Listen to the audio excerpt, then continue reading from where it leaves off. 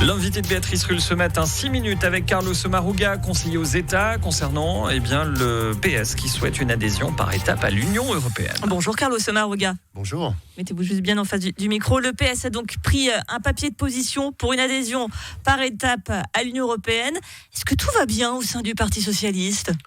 Oui, tout va bien et surtout c'est une proposition très réaliste et concrète parce qu'actuellement on est dans une situation où il n'y a plus d'accord réel dans la négociation avec l'Union européenne puisqu'on est sorti d'une négociation sur ce qu'on a appelé l'accord cadre. On est sur des bilatérales qui existent mais qui s'érodent progressivement.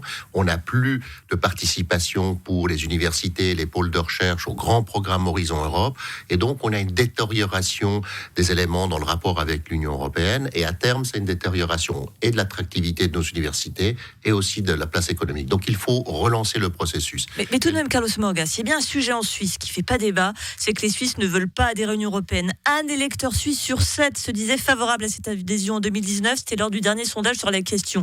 1 sur 7. Oui, mais ce qu'il faut voir, c'est qu'aujourd'hui, il faut mettre en place une dynamique. C'est-à-dire qu'on est dans une situation de détérioration des rapports et le Parti socialiste propose en fait une démarche en 3 étapes. C'est-à-dire mais on ne peut pas aller contre la volonté du peuple quand même.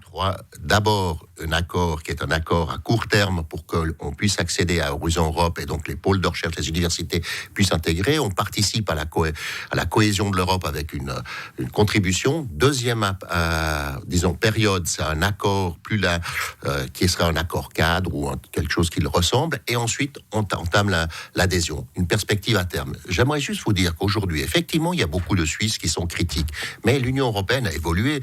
On a maintenant une directive sur les travailleurs détachés qui va dans le sens de ce que sont nos règles sur le sujet. Dans nos règles sur les mesures d'accompagnement, il y a une directive sur les salaires minimaux et les conventions collectives, il y a les piliers sociaux de l'Union européenne, donc l'Union européenne n'est plus cet épouvantail néolibéral qu'il était il y a 20 ans ou 25 ans avec M. Barroso.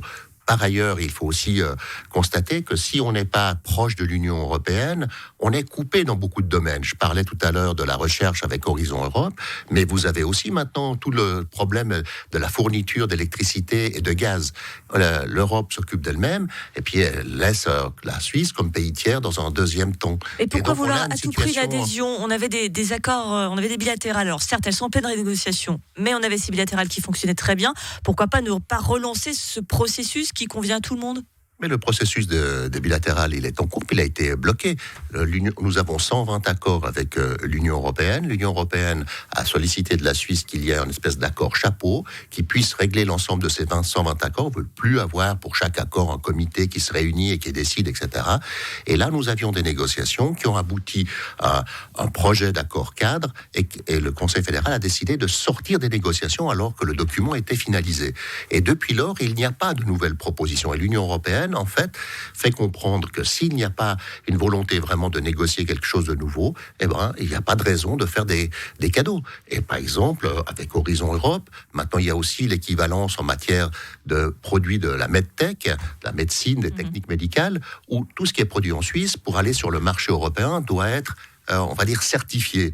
Avant, on avait les certificateurs suisses qui étaient possibles. Aujourd'hui, comme l'accord est arrivé au bout, il faut que les entreprises suisses soit produisent dans le marché unique, soit elles fassent évaluer par des entreprises européennes, ce qui fait des coûts supplémentaires et qui finalement rend moins compétitifs les entreprises et les produits suisses. Alors, le PS propose que la Suisse augmente les contributions versées au titre de la cohésion, soit solitaire de la politique migratoire européenne en accueillant nettement plus de réfugiés, adhère au principe du socle européen des droits sociaux et revoir les normes fiscales, notamment pour les grandes entreprises. Ça s'appellerait pas tout de même baisser son pantalon devant l'Union européenne, ça ? Pas du tout, ce sont des valeurs. On dit quasiment tout à oui. On dit oui à tout plutôt. C'est-à-dire que d'abord, il faut bien voir que l'Union européenne et la Suisse partagent les mêmes valeurs, c'est-à-dire la question de démocratie, des droits de l'homme, la question également de l'état de droit et de la paix. Ça, ce sont les valeurs. Je vous rappelle tout d'abord que quand il y a eu le déclenchement de la guerre en Ukraine, l'Union européenne a tout de suite pris des sanctions. La Suisse, elle a mis quelques jours avant d'adhérer, mais finalement, elle a réalisé qu'elle ne pouvait pas simplement rester en dehors du jeu. Pourquoi ? Parce parce qu'en fait, elle défend les mêmes valeurs. Et donc, elle contribue aussi avec les sanctions contre la Russie à faire en sorte que nos valeurs européennes soient défendues. La question de la politique migratoire, la Suisse fait déjà aujourd'hui une politique migratoire qui est celle de Schengen. Quand vous dites accueillir nettement plus de réfugiés, oui, vous entendez que c'est pour certains, ça va tiquer quand même. Oui, mais quand vous faites une comparaison avec ce que supporte la Grèce, ce que supporte l'Italie, tous les pays qui sont dans l'Union européenne. Qui sont dans l'Union européenne. Alors, nous, on est au cœur de l'Union européenne. Il est clair qu'il y a moins de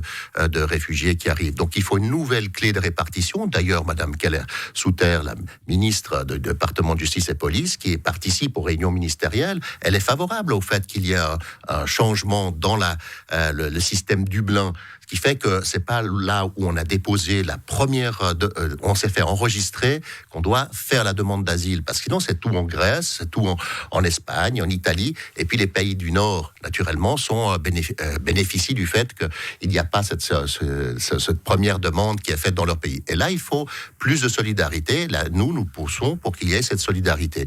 Nous avons vu l'effort incroyable que les Suisses ont fait pour les réfugiés ukrainiens.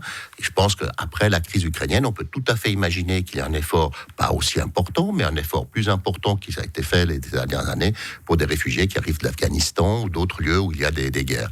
Et puis au niveau fiscal, il rappelle qu'au niveau fiscal, on est en train de transformer notre fiscalité, parce que c'est pas tellement l'Union européenne qui nous oblige, mais c'est l'OCDE, avec cette taxation à 15% de toutes les multinationales, les grandes multinationales. Donc on va aller dans ce sens, mais il faut, dans le même sens, trouver une modalité que finalement soit pas toujours le trou fiscal dans le panorama européen. Et je crois que là, il y a aussi une justice fiscale qui doit s'expliquer là derrière. Peut-être encore dire sur la question de la contribution de la cohésion. On a tout avantage à avoir une Europe qui soit avec un haut niveau de salaire, qui fonctionne bien. Ça permet à nos entreprises d'exporter en Union européenne, d'avoir des gens qui ont le pouvoir d'achat pour pouvoir acheter. Puis on a aussi intérêt à ce qu'il n'y ait pas de déstabilisation dans les pays européens. On ne sait pas très bien ce qui va se passer en Italie, on voit ce qui s'est passé en Hongrie ou en Pologne. On a tout intérêt à contribuer à ce que, avec notre contribution à la cohésion, il y ait plus d'harmonie au sein de l'Union européenne, mais c'est aussi dans notre avantage. Un vaste sujet qui va faire parler. Merci beaucoup, Carlos Sommaruga, conseiller aux États, d'avoir été sur Radio Lac ce matin.